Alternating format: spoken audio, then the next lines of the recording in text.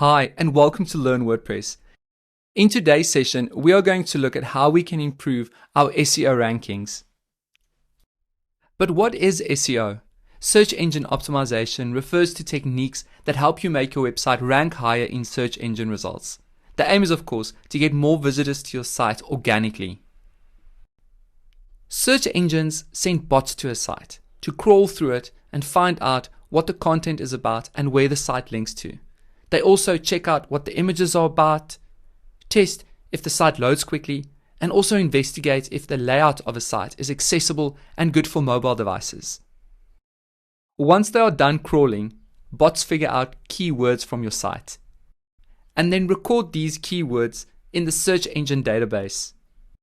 So now, when anybody starts a search engines match a user's search query with the keywords in the database to recommend sites that are a close match.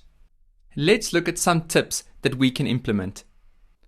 Firstly, make your way to Settings, click on Reading, and ensure that you have deselected the Search Engine Visibility box. If this box is ticked, it will discourage search engines from indexing this site, and we don't want that. This option is only used when a site is still being created. The second thing to take note of is that search engines love sites with fresh content. So keep your site up to date with new content as much as possible. If your homepage and other pages rarely change, it is advised to have a blog page or news page and ensure that you frequently post about your products, your brand, your clients, and various other topics. The third tip is to make sure you have quality content on your website. Google has published an EAT guideline, which basically says that search engines look at expertise, authority, and trustworthiness. So let's first talk about expertise. Write about content you are knowledgeable and passionate about. What about authority? Well, if you have shown expertise, it will be viewed by search engines as authoritative if others link to your site, if people talk about your site in social media, and if you link to reputable sites in your content. Lastly, the T stands for trustworthiness. So make sure information that you share is trustworthy and factual. Here is an important question you can ask yourself. Is your content shareable? Things to consider. Is it funny? Is it maybe too long? Does it have good taste? Does it use plain language? Does it have a summary or too long didn't read at the top? It basically comes down to making sure your content is worth reading and worth sharing. Next, let's talk about keywords.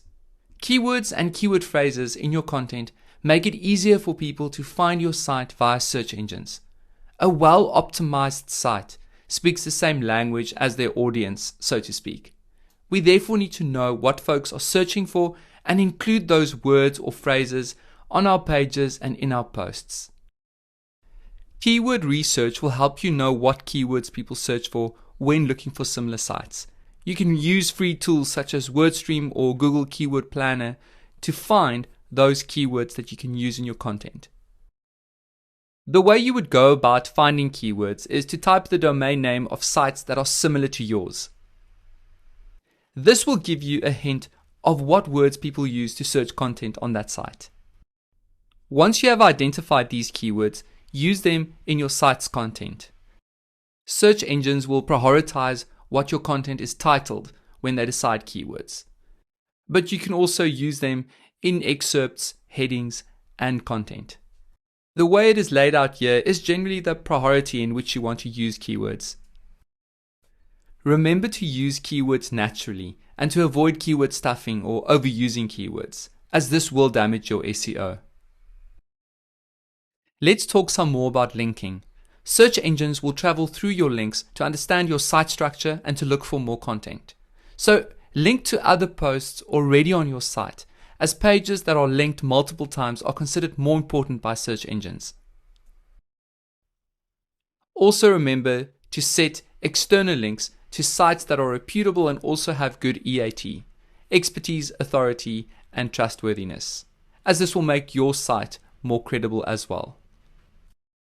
The next topic that we want to discuss is metadata. Metadata are tags in your page content that are visible to search engines. It is hidden behind the scenes, but it does give critical information about your site to search engines.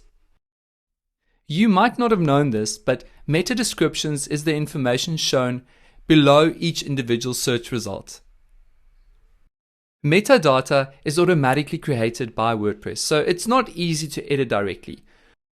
But most SEO plugins allow you to edit and modify the metadata to be more geared to your content, usually no more than 2 sentences. One of the things you can do is write an excerpt for a post, as WordPress uses these excerpts to create meta descriptions. So it is advised to use your keywords and handwrite these excerpts. Otherwise, it just takes the top paragraph from your content. Next, site speed is important. Search engines definitely look at site speed when ranking sites, so this is an important part of SEO. Here are a few considerations that will help you to improve your site speed. Does your host rank high with regard to site speed? Does your host have caching enabled, although you can also use a caching plugin? Is your WordPress theme quick to load? Some very snazzy WordPress themes that uses a lot of plugins can drastically change your site speed, so be careful. Have you optimized images and videos? Have you installed well-built plugins? And does your theme and plugins work well together? You can investigate your site speed by using tools such as GTmetrix or PageSpeed Insights. Image optimization is another piece of the SEO puzzle. Let's first look at a few steps that you can take before uploading images to your site.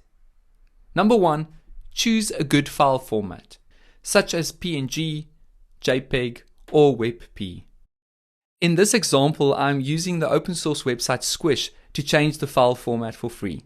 It also has some other settings worth exploring. Number 2, scale the image dimensions.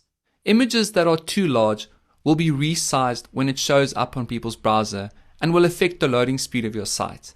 So make sure you shrink the dimensions of very large images, as most monitors in the world are no bigger than 1920 by 1080 pixels in size.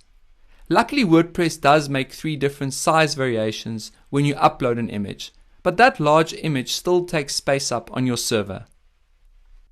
Number 3, reduce the image file size.